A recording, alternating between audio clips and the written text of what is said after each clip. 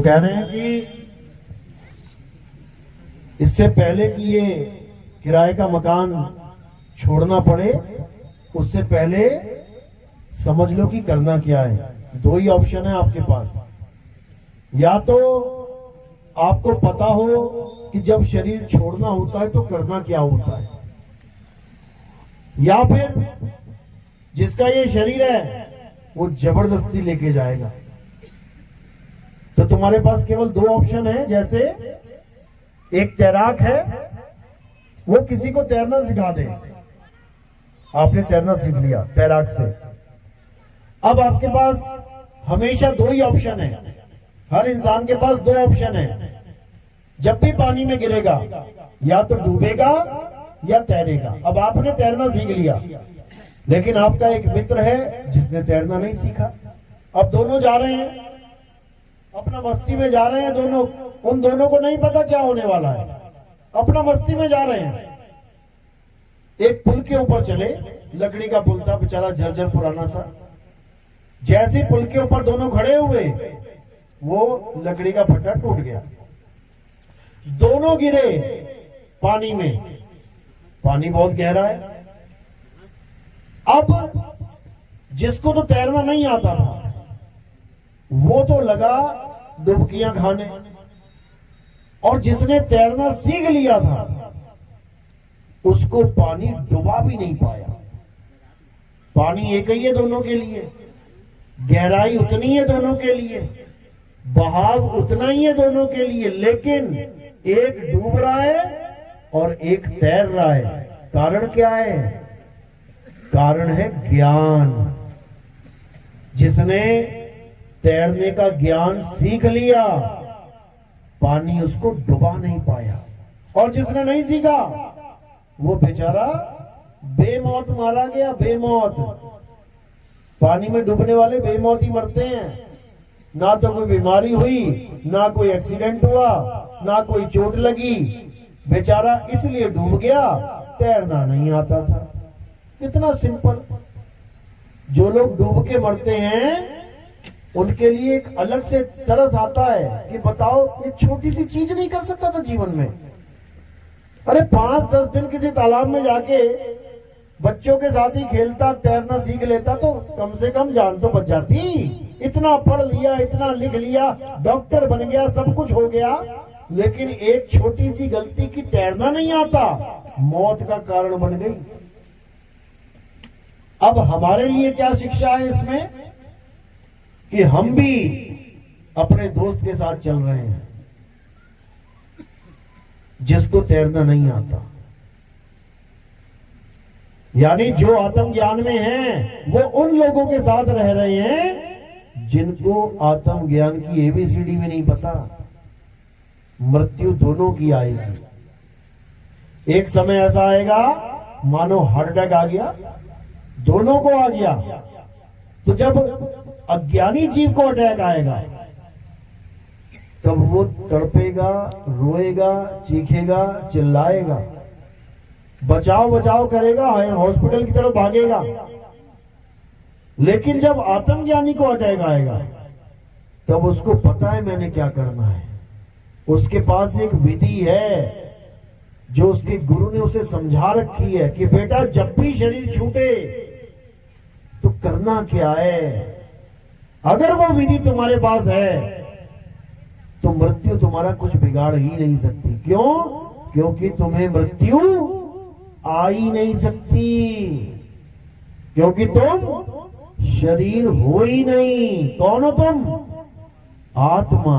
जब हम आत्मा हैं तो फिर मृत्यु किस चिड़िया का नाम है भाई? और किसको मारेगी ये? आत्मा को ना तो कोई शस्त्र काट सकता है, ना अग्नि जला सकती है, ना वायु सुखा सकती है, ना जल भिगो सकता है। तो मृत्यु कैसे मारेगी इसे? इसको नहीं मार सकती। किसको मारेगी? शरीर को मारेगी, और किसी का शरीर नहीं बचेगा, किसी का भी नहीं। भगवानों का शरीर नहीं बचा। कृष्ण जी के पैर में क्या लगा था? तीर लगा था, तब उनका शरीर छूटा, शरीर की मृत्यु हो गई। पैर में तीर लगा शरीर के, कृष्ण जी के नहीं लगा। कृष्ण जी शरीर नहीं है कि कोई सोचे कृष्ण जी शरीर है और कृष्ण जी के पैर में तीर लग गया, कृष्ण जी की मृत्यु हो गई। बताओ, भगवान ही मार दिया इन लोगों ने। कि भगवान की मृत्यु कैसे हो? भगवान भी मरता है कभी क्या? वो कभी नहीं मर सकते। और वही नहीं, हम भी कभी नहीं मर सकते। कबीर साहब समझा रहे हैं, अरे हम ना मरे मरे संसारा और हमको मिला जियावन हारा। हमें ऐसा ज्ञान मिल गया जिसने हमें सदा सदा के लिए जीवित कर दिया, जिसने हमें ये समझा दिया, ये बता दिया, जिसने हमें ये अनुभव करवा दिया कि हम हैं क्या। और जिस दिन हमें ये अनुभव हो गया, उसी दिन से मौत का तांडव अपने लिए खत्म हो गया। अब कुछ नहीं है, अब केवल इंतजार है मृत्यु का। जब मर्जी आ जाए, आज आ जाए, कल आ जाए, परसों आ जाए, स्वागत है उसका। क्यों? क्योंकि जिसकी जो चीज है वो ले जाएगा। आपने किसी से किराए के लिए गाड़ी ले ली एक दिन के लिए, आप खूब घुमा रहे हो, टहला रहे हो शहर में। अब कल को जब वो आएगा तो क्या करोगे? रोने लग जाओगे, मत ले जाओ, मत ले जाओ, मत ले जाओ। क्या करोगे? किराया दिया है, गाड़ी ली है, समय पूरा हो जाएगा, गाड़ी वापस कर देंगे। बस इतना सा खेल है। लेकिन हम गाड़ी ले तो आए, लेकिन देते नहीं बन रहा है। कहां है वो गाड़ी? कहां है गाड़ी? ये खड़ी है, ये शरीर गाड़ी है तुम्हारी। लेके तो आ गए मां के गर्भ से, लेकिन देते नहीं बन रहा है। देने में हालत खराब हो रही है। क्यों? क्योंकि हमें यही समझ में नहीं आ रहा कि इस गाड़ी के बिना हम जाएंगे कहां। अभी तो गाड़ी में बैठे हैं, समझ में आ रही है बात। हाँ ठीक है, हम जिंदा हैं। शरीर देख देख के एक दूसरे का सोच रहे हैं, हाँ हाँ हम जिंदा हैं। और जब गाड़ी देने की बात आई, शरीर देने की बात आई, तब रोने लग जाते हैं, बचाओ बचाओ करते हैं। पूरी उम्र पूजा पाठ करते हैं। क्यों? स्वर्ग जाएंगे, स्वर्ग जाएंगे। पंडित जी भी कह रहे हैं बेटा पूजा करो वरना नरक चले जाओगे। हाँ पंडित जी कर रहे हैं पूजा, सारी उम्र पूजा करी स्वर्ग जाने के लिए। लेकिन जब डॉक्टर ने कहा कि तुम्हारी किडनियां फेल हो गई बेटा, थोड़े दिन के मेहमान हो, तब क्या होगा?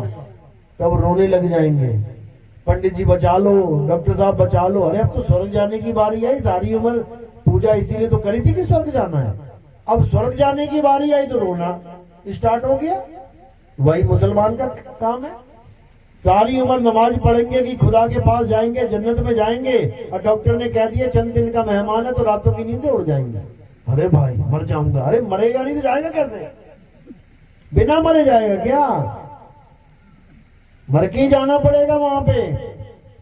लेकिन अज्ञानी मरेगा, ज्ञानी नहीं मरता कभी।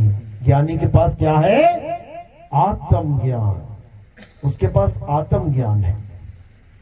उसको मृत्यु मार ही नहीं सकती, क्योंकि उसको पता है जब इस गाड़ी का मालिक आएगा और कहेगा भैया गाड़ी वापस कर, हमने ऐसे करके उसको पकड़ा देनी है। बस इतना सा खेल है। लेकिन ना समझने के कारण दुर्दशा हो जाती है, दुर्दशा। मरते मरते लोग रोते हैं, चीखते हैं, चिल्लाते हैं, गिड़गिड़ाते हैं। उनको देख के सामने वाले की हालत खराब होने लग जाती है। लेकिन जो आत्मज्ञानी होते हैं वो क्या करते हैं?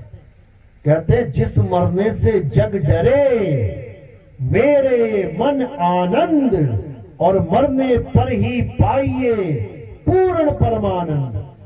मरता मरता जग मुआ, और मरना जाने ना कोई, ऐसी मरनी जो मरे और पौहर न मरना हो।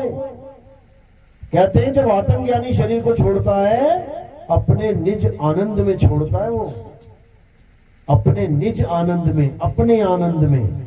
और अपने आनंद का नाम क्या है? सतचित आनंद। सतचित आनंद का मतलब ये नहीं कि किसी भगवान का नाम है ये कि जयकारे लगा रहे वो सच्चिदानंद भगवान की जय। ये कोई भगवान नहीं है भाई, ये भगवान नहीं है। सच्चिदानंद का मतलब क्या होता है? सत चित आनंद। जैसे तुम्हें हारमोनियम की आवाज बहुत अच्छी लगती है, तो हारमोनियम क्या है? शब्द है, आवाज है। और तुमने क्या जोड़ा उस शब्द से? अपना चित्त जोड़ दिया। जैसे तुम्हारा चित्त जुड़ा, हारमोनियम की आवाज तुमने सुनी, अब क्या मिलेगा तुम्हें? आनंद। तो भैया कौन से भगवान का नाम है ये? अज्ञानता में लोग उस परम अवस्था को जो तुम्हारी है, अपनी है, निज है, उसको किसी और भगवान का नाम देके जयकारे लगा के प्रसाद खा के घर चले जाते हैं। और जब मृत्यु आती है, कौन आनंद में है भाई? कौन आनंद में है भाई? कोई आनंद में नहीं है। फिर सब रोते हैं, चीखते हैं, चिल्लाते हैं। तो कबीर साहब यही समझा रहे हैं कि जिस दिन तू शब्द से अपने चित्त को जोड़ देगा, आनंद ही आनंद हो जाएगा, तू ही सच्चिदानंद हो जाएगा। हमारा ही स्वरूप है सत्य चित आनंद। यानी अपने इस नकली स्वरूप से अपने चित्त को हटा के अपने सत्य स्वरूप से जोड़ने पर जो आनंद मिलता है, उसी को सच्चिदानंद कहते हैं। और जब वो सच्चिदानंद स्वरूप प्राप्त हो जाता है, उसके बाद किसी की मृत्यु नहीं होती, अमर हो जाते हो, अमर। और अमर कोई देवी देवता आपको वरदान नहीं दे सकता अमरता का। तुम भोले शंकर को भी प्रकट कर लो ना, तुम विष्णु जी को भी प्रकट कर लो, तुम ब्रह्मा जी को, तीनों को एक साथ भी प्रकट करके वरदान मांग लो कि भगवान मुझे अमर कर दो, मिल जाएगा क्या? अरे बड़े बड़े राक्षसों ने प्रकट कर दिए, बड़े बड़े राक्षस, तुम ना कर पाए, राक्षसों ने कर दिए प्रकट। और क्या मांगा? भगवान मुझे अमर कर दो। तुम्हारे सामने भगवान प्रकट हो जाए, पता है क्या मांगोगे?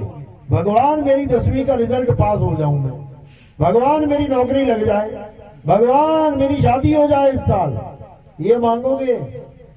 यानी हमारा आईक्यू इतना डाउन है, हमें पता ही नहीं है कि भगवान से मांगा भी क्या जाता है। लेकिन वो राक्षस होके क्या मांग रहे हैं? अमर, अमर कर दो मुझे। तो किसको अमर किया भाई भगवान ने? कहते भगवान सब कुछ दे सकते हैं, एक को ना दिया अमरता का वरदान, एक को तो दे देते। सबको क्या बोल रहे हैं? भाई यहाँ कोई अमर नहीं हो सकता, हम खुद अमर नहीं है, ये तक बोला उन्होंने। हम खुद अमर नहीं है, हमारी भी आयु सीमा निश्चित है। भाई तू कहां से अमर हो जाएगा? कुछ और मांग ले, कुछ और मांग ले।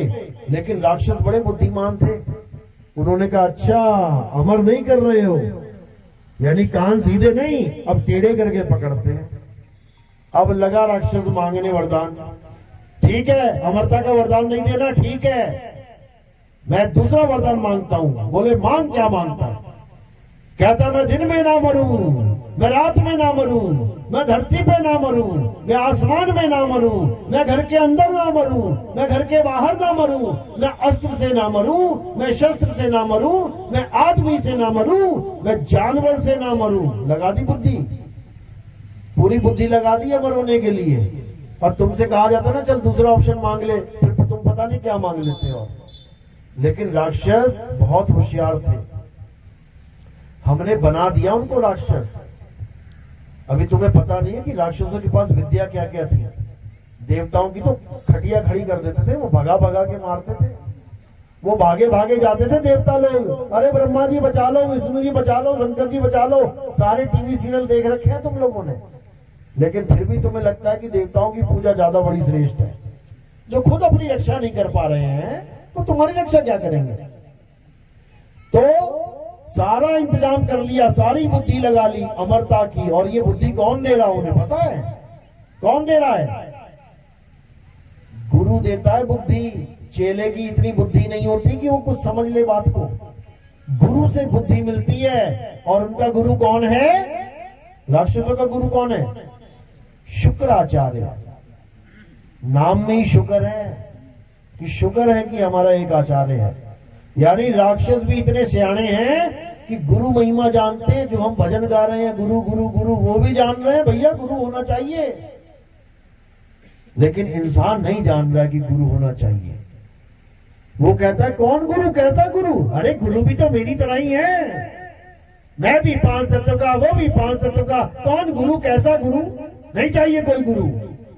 ये इंसान की हालत है। लेकिन कबीर साहब समझा रहे हैं, गुरु की महिमा गा रहे हैं। गुरु गोविंद दोनों खड़े और काके लागू पाए, बलिहारी गुरु आपने गोविंदियों बताए। कहते हैं वो परमात्मा भी उसकी मदद नहीं करता जो गुरु धारण नहीं करता। सारा ज्ञान आपके अंदर है, हीरे के अंदर ही चमक है, लेकिन जब तक जौहरी के हाथ में हीरा ना आ जाए ना, और वो उसको अच्छे से तराश ना दे, कौड़ियों के भाव जाता है वो। और जिस जौहरी ने तराश दिया हीरा, फिर वो अनमोल हो जाता है। समझ लो, सारा ज्ञान आपके पास है, यहां तक कि आत्म तत्व भी आपके पास है, लेकिन फिर भी 184 भुगत रहे हैं सारे। जन्मों जन्म बीत गए, युगों युग बीत गए, आज भी यहीं बैठे हुए सारे। क्यों? कारण क्या है? परमात्मा को दया नहीं आ रही कि इतने 184 में भटका दिया हमें, भटक भटक के मर मर के जन्म जन्म के फिर बैठे हैं, फिर मर जाएंगे। मिल क्यों नहीं जाता?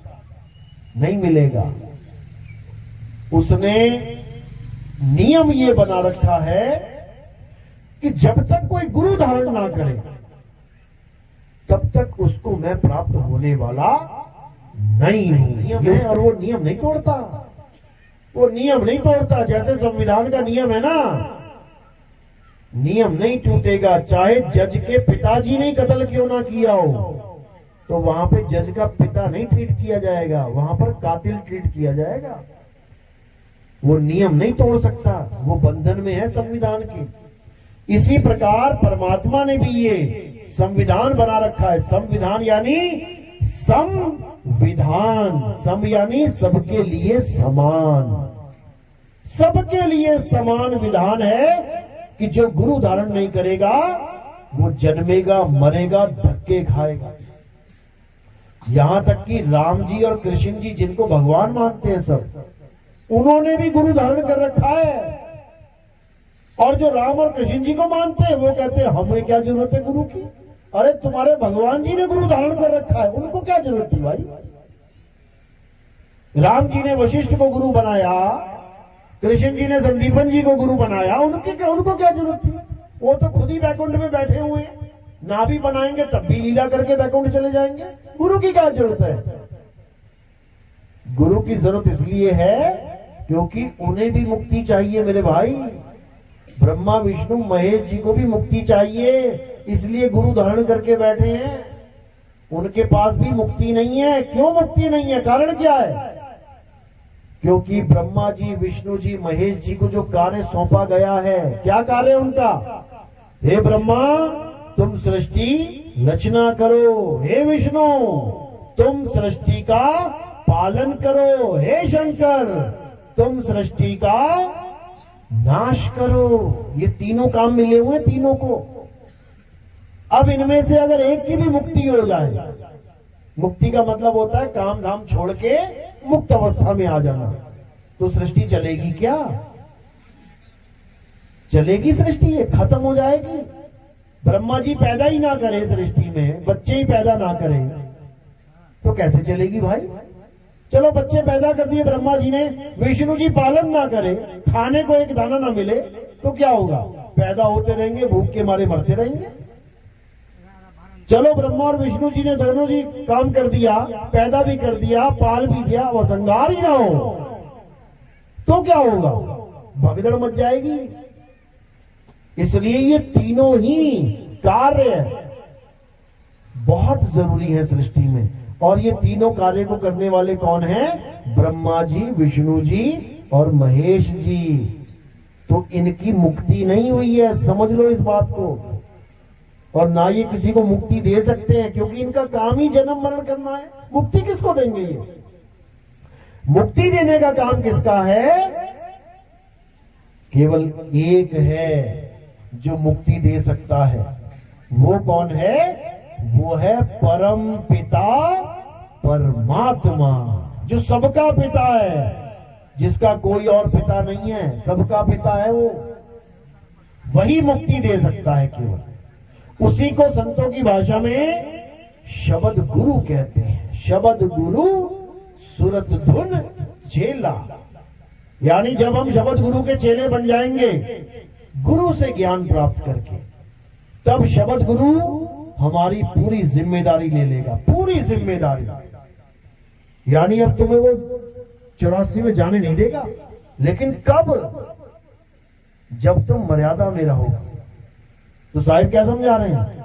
अरे गुरु को सिर पे राखिए और चलिए आज्ञा माही। और कहे कबीर दास को ये 3 लोक भय नहीं। कहते हैं तुमने गुरु धारण कर लिया लेकिन तुम मर्यादा में नहीं चले, बेटा कुछ नहीं मिलेगा। धक्के 84 के धक्के मिलेंगे। जैसे तुमने बच्चा तो पैदा कर लिया, सबने किया है, लेकिन बच्चे ने नाक में दम कर दिया बाप के। दुनिया भर का गांजा, दुनिया भर का दारू, चिलम, जुए का अड्डा बना दिया घर को। तो बाप भी देखेगा कि यार कैसा कपूत पैदा कर दिया ये मैंने। तो बाप क्या करेगा फिर? सारी प्रॉपर्टी से बेदखल। अब वो कितना ही चीखे मारते रहे, मैं तेरा बेटा हूं, मैं तेरी प्रॉपर्टी का वारिस हूं, तेरी प्रॉपर्टी मुझे ही मिलनी चाहिए, मैं इकलौता बेटा हूं। मिलेगी क्या? मिलेगी? बस ऐसे ही चीखे मारेंगे अंत समय में कि मैं भी शब्द गुरु का चेला हूं, मेरी भी मुक्ति होगी। बेटा मर्यादा तोड़ी है तूने और जिसने मर्यादा तोड़ दी उसका शब्द गुरु से कोई कनेक्शन नहीं है, नहीं है। समझ लो, सबका बाप है वो, लेकिन उसने जो मर्यादा बनाई है वो तोड़ेंगे तो फिर वो किसी का नहीं है, वो सबसे अलग है। इसलिए साहिब ने कहा, कहें कबीर सुनो भाई साधो, साहिब जैसे को तैसा है। अगर तुम मर्यादा में रहोगे तुम्हारा बाप बन के रहेगा वो। और अगर तुमने घर को जुआ खाना बना दिया, नशेड़ी का अड्डा बना दिया, तो लठ भी है उसके पास, फिर वो भी जानता है कि कैसे ठीक किया जाता है। जो पैदा करना जानता है वो भी ठीक करना भी जानता है। तो इसीलिए गुरु की महिमा है, गुरु धारण करना जरूरी है। कहते हैं बिन गुरु पढ़े जो वेद पुराना, और सार ना जाने रहे अज्ञाना। सारी उम्र वेद पुराण गीता भागवत तुम पढ़ पढ़ के तुम कितने ही बड़े ज्ञानी बन जाओ, कहते हैं सार ना जाने रहे अज्ञाना, यानी तुम अपना सार नहीं जान पाओगे। सार क्या है? तुम्हारा स्वरूप ही सार है, तुम्हारा सत्य स्वरूप, तुम्हारा आत्म स्वरूप ही सार है। उसी को जानना है। वेद पुराण तो मात्र संकेत हैं। वेद पुराणों को रट के कोई एग्जाम थोड़ी नहीं देना है कि नंबर कम आ गए तो 84 में चला जाऊंगा, कि मुझे सारे श्लोक रटे होने चाहिए तब मेरी मुक्ति होगी। अरे पोथी पढ़ पढ़ जगमुआ और भयो न पंडित कोई, एक है आखर पीव का पढ़े सो पंडित होए। केवल एक अक्षर की पढ़ाई है कबीर पंथ में। ये एक अक्षर ही समझ में नहीं आ रहा किसी को। साहिब समझा रहे हैं, इस एक अक्षर को जिसने जान लिया उसकी 101% मुक्ति हो जाएगी। और जो 52 अक्षर पढ़ पढ़ के गुण गुण के सारा समय जीवन बर्बाद करके चले जाते हैं, वो 84 के ढोर हैं, वो 84 में जाएंगे। तो साहिब समझा रहे हैं, 52 अक्षर जोरे आन सक्या न अक्षर एक पहचान। बस एक अक्षर की बात है, ये सारा संसार एक हो जाएगा अगर उस एक अक्षर को जान ले। हिंदू जान ले, मुसलमान जान ले, सिख जान ले, ईसाई जान ले, सारे एक हो जाएंगे। अलग क्यों हो गए? इन्हीं अक्षरों की वजह से। हिंदू को कौन सा अक्षर प्यारा है? राम, कृष्ण, सीता, हनुमान, ये वाले अक्षर प्यारे हैं हिंदू को। मुसलमान को अल्लाह, खुदा, रब्बुल आलमीन। क्या है ये? अक्षर ही तो हैं। हिंदू भी अक्षरों में, मुसलमान भी अक्षरों में, सिख भी अक्षरों में। उसका कौन सा अक्षर है सबसे प्रिय? वाहे गुरु। क्या है ये? अक्षर ही हैं। हिंदू अपने अक्षरों को पकड़ के बैठा है, मुसलमान अपने अक्षरों को पकड़ के बैठा है, सिख अपने अक्षरों को पकड़ के बैठ गया, ईसाई अपने अक्षरों को पकड़ के बैठ गया। पकड़ सबने ही अक्षर रखे हैं, लेकिन ये अक्षर एक दूसरे से अलग करने वाले हैं। क्यों? क्योंकि ये 52 अक्षर है। ये 52 अक्षर सबको अलग करने में सबसे बड़ा रोल निभाते हैं, और सबको एक करने में वो एक अक्षर सबको एक करने में अहम भूमिका निभाएगा। और वो एक अक्षर क्या है? वो आपकी आत्मा है। और ये 52 अक्षर कहां से पैदा होते हैं? इसी आत्म तत्व से पैदा होते हैं। ये सारे अक्षर कहां से निकल रहे हैं? ये आत्म तत्व की वजह से निकल रहे हैं। आत्म तत्व शरीर से अलग तो सारे अक्षर खत्म। अब बोल के दिखाओ जय श्री राम। मुर्दे से बुलवाओ अल्लाहू अकबर। सिख से मुर्दा है उससे बुलवा, बोल भैया वाहेगुरु। कोई ईसाई है उससे बोल जरा गॉड यीशु मसीह। क्या बोलता है? बोल के दिखा। कोई ना बोल पा रहा है। क्यों? क्योंकि वो एक अक्षर शरीर से जुदा हो गया। वही है एक अक्षर, और उसी को आत्मा कहते हैं। आत्मा अक्षर का मतलब क्या होता है? जब हम इसका संधि विच्छेद करेंगे तो आता है आ प्लस शर। शर यानी नाशवान। कोई भी चीज है जो नाशवान है वो शर है। उसके आगे आ लगा दिया, अब क्या बन गया? अक्षर यानी अविनाशी। तो कौन है अविनाशी? सारे संसार में नजर घुमा के देख लो, जो चीज तुम्हें दिखाई दे रही है, क्या तुम उसको अविनाशी कह सकते हो? कोई भी ले लो, ये काया ले लो, ये पेड़ पौधे ले लो, ये जानवर ले लो, ये धरती आसमान जो भी दिख रहा है, ये सब नाशवान है। तो अविनाशी क्या है? अविनाशी केवल आत्मा है। उसी को अक्षर बोला गया है। तो कबीर साहब ने समझाया, नहीं कबीर नहीं धर्मदासा, अक्षर एक सब घट ही निवासा। वाही को सतपुरुष कहिए और आदि अंत अक्षर गह रहिए। ये कबीर साहब की मूल वाणी है। क्या समझा रहे हैं? कह रहे नहीं कबीर नहीं धर्मदासा, यानी जो हमें शरीर दिखाई दे रहे हैं ये वो असली चीज नहीं है। असली क्या है? नहीं कबीर नहीं धर्मदासा, अक्षर एक सब घट ही निवासा। सब घटों में जो विराजमान आत्म तत्व है वही है असली अक्षर। उसी को जानना है। कोई हिंदू है, हिंदू होके जान ले। कोई मुसलमान है, मुसलमान होके जान ले।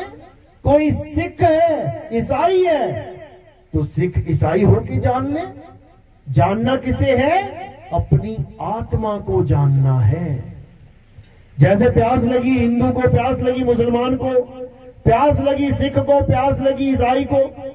अरे प्यास लगी जो किसी धर्म का भी नहीं है, तो क्या पिएंगे? वो एक ही चीज पिएंगे, और वो है पानी। अब उस पानी के नाम बहुत सारे रख लिए। हिंदुओं ने कुछ रख लिया, अंग्रेजों ने कुछ रख लिया, अरब देश में मुसलमानों ने कुछ रख लिया, जापान वालों ने कुछ रख लिया, चाइना वालों ने कुछ रख लिया, इटली वालों ने कुछ रख लिया, मॉरिशस वालों ने कुछ रख लिया, मोरक्को वालों ने 195 देशों में 195 नाम रख लिए पानी के अलग अलग। लेकिन जब प्यास लगती है तो क्या करते हैं? सारे नाम साइड में कर देते हैं और क्या करते हैं? उस एक तत्व को ग्रहण करते हैं, पीते हैं। ऐसा नहीं है कि हिंदू को प्यास लगी तो जपेगा पानी पानी पानी पानी पानी, और अंग्रेज को प्यास लगी तो कहेगा वाटर वाटर वाटर वाटर। ऐसा नहीं है। अगर पानी पानी वाटर वाटर जपने लग जाएगा तो थोड़ा बहुत जो गला गीला है ना वो भी सूख जाएगा और ज्यादा प्यास लग जाएगी। पानी पानी बोल के और प्यासा मरेगा। तो क्या करना है? पानी पानी जपना छोड़ना है। और क्या करना है? पानी को ढूंढना है। पानी है कहां? मटके में है, फ्रिज में है, बोतल में है। अरे कहां रखा है पानी? भैया पानी दे दो। कहने का मतलब वो एक अक्षर यानी वो एक आत्मा जो सब में विराजमान है उसके ज्ञान को प्राप्त करना है, ना कि उसने जो शरीर धारण कर रखा है उन शरीरों के नाम जपने हैं। आज हम भगवान के नाम पे क्या कर रहे हैं? हिंदू गुरु मिल गया, कहता है राम राम जपो। राम राम है कौन? शरीर। शरीर को राम समझ लिया है। अरे शरीर को चला कौन रहा है? आपके शरीर को कौन चला रहा है? आत्मा। हमारे शरीर को कौन चला रहा है? आत्मा। राम जी के शरीर को कौन चला रहा है? आत्मा। कृष्ण जी के शरीर को कौन चला रहा है? आत्मा। अर्जुन के, भीष्म पितामह के, नकुल के, सहदेव के, सीता के, राधा के, सबके शरीरों को कौन चला रहा है? आत्मा। अब हम आत्मा का तो ज्ञान प्राप्त ना करें, लेकिन आत्मा की वजह से जो शरीर चल रहा है उस शरीर के नाम जपने लग जाएं तो कौन ज्ञानी कहेगा हमें? आपके पास भी आत्मा, मेरे पास भी आत्मा। मैं अगर आपको आपका आत्म ज्ञान दूं, समझ में आता है कि मैंने आपको आत्म ज्ञान दिया, लेकिन मैं अपने शरीर का नाम जपवाने लग जाऊं, जपो नितिन नितिन नितिन नितिन सुबह शाम, तो ये कोई ज्ञान नहीं है भाई। आत्मा ने कई शरीर धारण किए और कई शरीर छोड़ दिए। किस किस का नाम जपोगे? किसके नाम जपोगे? पहला अवतार विष्णु जी का कौन था? मछली अवतार था, मत्स्य अवतार कहते हैं जिसे। तो उस आत्मा ने मछली का शरीर धारण कर लिया, छोड़ दिया, धारण किया, छोड़ दिया। अब दूसरा अवतार वो कौन सा है? कछुए का अवतार है, कुर्म अवतार। जो समुद्र मंथन हुआ था ना, तो उसी कछुए के पीठ के ऊपर पहाड़ रखा गया था। विष्णु जी का दूसरा अवतार है वो। यानी आत्मा ने इस बार मछली का ना पकड़ के कछुए का शरीर धारण कर लिया, धारण किया, छोड़ दिया। अब तीसरा अवतार वो कौन था? वराह अवतार। जंगली सुअर का अवतार धारण किया, जिसके आगे 2 दांत लगे होते हैं। उन दांतों के ऊपर क्या रखा? पृथ्वी रखी, और पृथ्वी को बचा के लेके आए। तो उस आत्मा ने अब कौन सा शरीर पकड़ा? वराह का शरीर पकड़ा, छोड़ दिया। अब उसके बाद उसी आत्मा ने नरसिंह का शरीर पकड़ लिया, आधा आदमी आधा जानवर। शरीर पकड़ा, छोड़ दिया। यानी 4 अवतार ऐसे हो गए जो शरीर धारण किया, छोड़ दिया। तुमने एक बार भी नाम नहीं जपा उसका। बता दो किसी ने जपा हो? उसके बाद फिर वामन अवतार धारण किया। उसके बाद फिर परशुराम अवतार धारण किया। एक बार भी तुमने नाम ना जपा होगा। वामन वामन वामन वामन, परशुराम परशुराम परशुराम, एक बार भी नहीं जपा होगा। लेकिन उसके बाद जब राम जी का अवतार धारण किया और कृष्ण जी का अवतार धारण किया, तो तुमने क्या किया? तुमने उसको पकड़ लिया, चिपक गए जाके। अब क्या कर रहे हो तुम? हरे राम हरे कृष्णा, हरे राम हरे कृष्णा। अरे भाई, ये भी वही अवतार है जो पकड़े और छोड़ दिए। छोड़ दिए। जब तुम्हें किसी और अवतार का नाम जपने की जरूरत नहीं पड़ी, सारे काम सिद्ध होते गए, तो इनकी भी जरूरत नहीं है मेरे भाई। तो जरूरत किसकी है? जरूरत उसकी है जो ये सारे अवतार धारण कर रहा है। जिसने मछली का शरीर धारण करके छोड़ दिया, वराह का शरीर धारण करके छोड़ दिया, राम जी का शरीर धारण करके छोड़ दिया, कृष्ण जी का शरीर धारण करके छोड़ दिया, नौवां अवतार बुद्ध जी का शरीर धारण करके छोड़ दिया। समझो, तुमने एक बार भी ना जपा होगा हिंदुओं ने ओम बुद्धाय नमः, ओम बुद्धाय नमः, वो कोई नहीं जपवाएगा तुम्हें। नौवां अवतार है विष्णु जी का, तुम्हें 7वें और 8वें में अटका के रखेंगे, हरे रामा हरे कृष्णा हरे रामा हरे कृष्णा, और कहेंगे इस नाम से तुम्हारी सारी मुसीबतें टल जाएंगी। 700 साल मुसलमानों ने राज किया, मुसीबत न टाल पाए। 700 साल एक मुसीबत नहीं टली हमारी। कहां चले गए थे ये सारे मंत्र बोलने वाले, हरे राम हरे कृष्ण? उसके बाद अंग्रेज आ गए, 200 साल अंग्रेजों ने हमारी हालत खराब कर दी। कहां चले गए थे ये मंत्र जो अब आजादी के बाद तुम कहते हो कि ये मंत्र जप लो, कोई तुम्हारा बाल नहीं बांका कर सकता। 900 साल धक्के खाए हमने, कहां चले गए थे ये मंत्र? और अगर फिर कोई आ गया तुम्हारे ऊपर राज करने वाला, फिर जप के देख लेना एक बार, शायद बला टल जाएगा, लग जाएगा पता।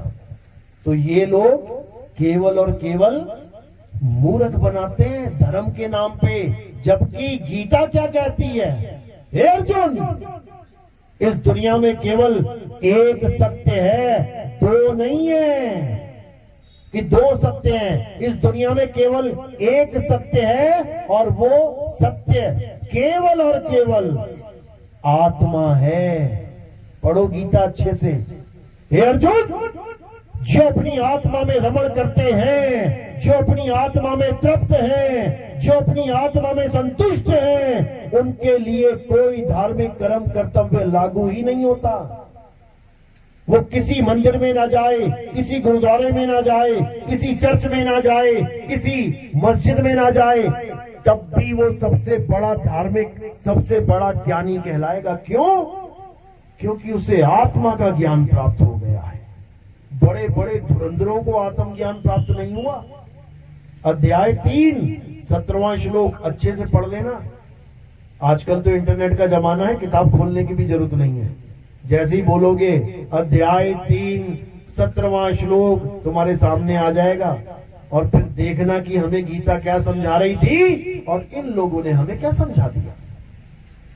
इन लोगों ने हमें 7वें और 8वें अवतार में रोक दिया, जबकि अवतार तो आगे और हैं।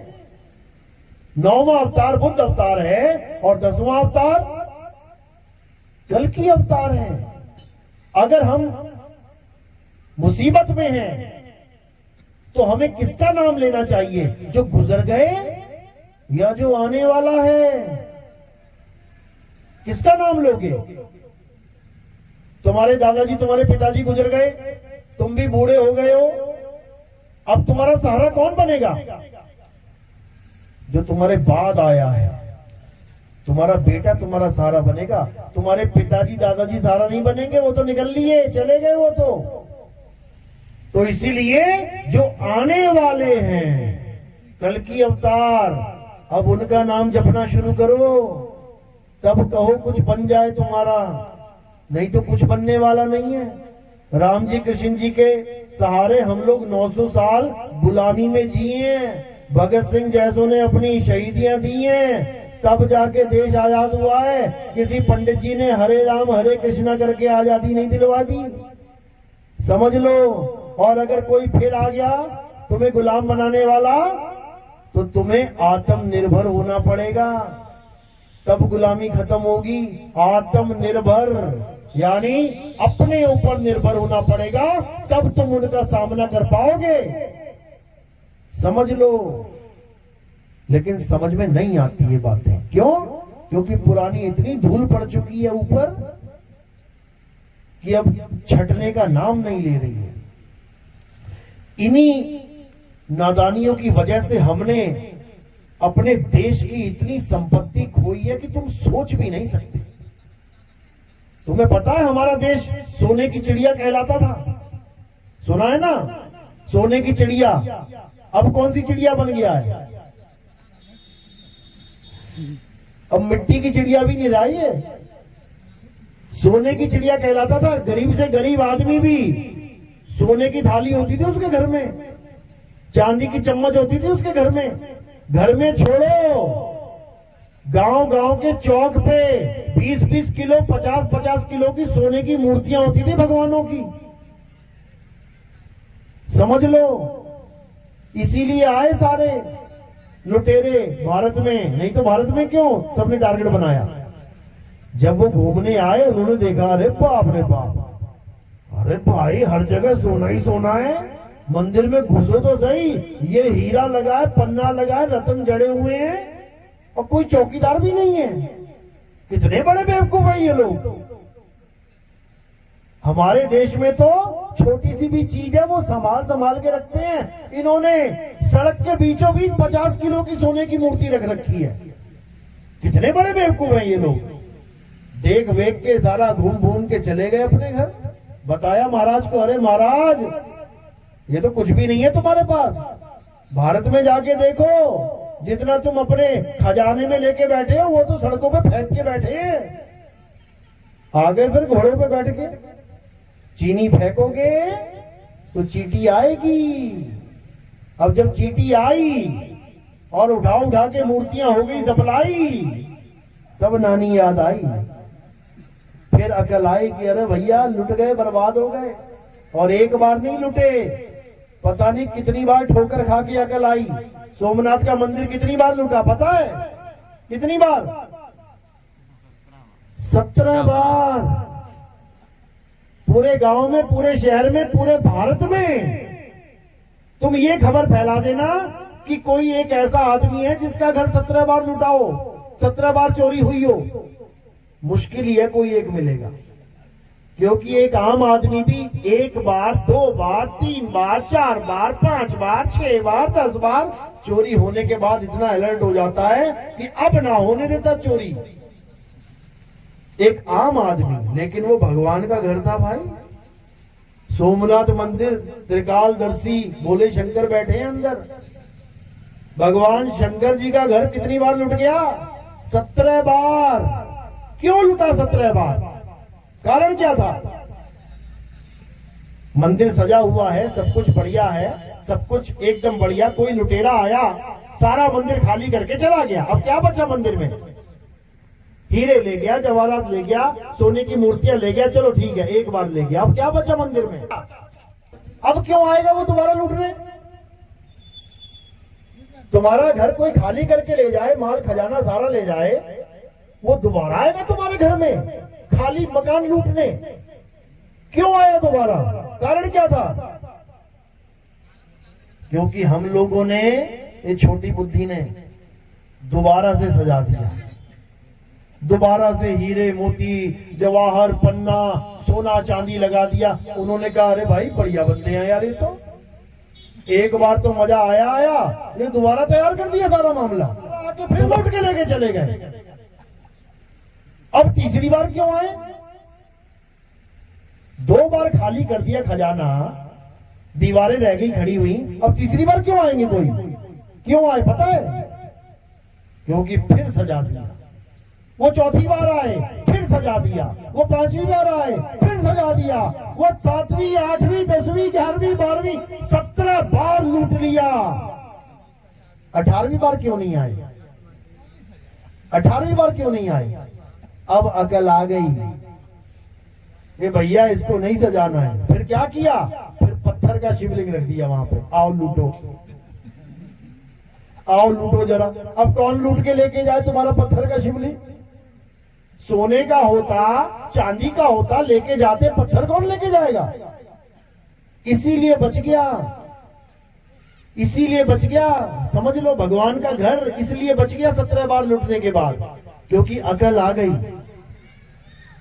अकल आ गई कि भगवान अपने घर की रक्षा नहीं कर सकते। अकल आ गई, कौन करेगा रक्षा? आत्मा करती है रक्षा। आत्मा अगर वहां पे 100 बंदों की, 200 बंदों की, 500 बंदों की फौज खड़ी होती ना उस मंदिर की रक्षा के लिए, लूट लेता कोई? क्यों? क्योंकि वहां पे आत्मा